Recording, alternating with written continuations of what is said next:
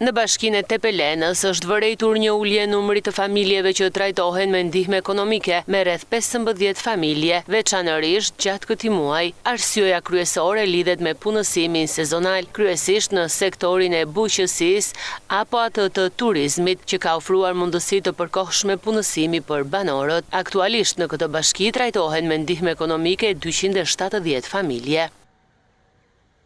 Trajtojnë 121 familje aktualisht, të fondi 6% trajtojnë 12 familje dhe të fondet e bashkisë janë 84 familje që trajtojnë me ndihmë ekonomike. Në total bashkia e Tepelenës ka 217 familje që trajtojnë me ndihmë ekonomike. Gjatë kësaj periudhe kemi pasur një ulje.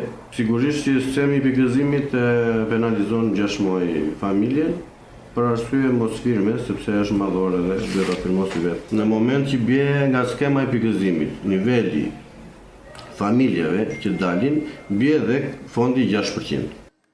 Përfituesit e ndihmës ekonomike vazhdojnë të mbështeten në raste të veçanta, ndërsa strukturat vendore theksojnë se janë duke ndjekur nga afër dinamikën e situatës ekonomike për të qenë më efektiv në mbështetjen sociale.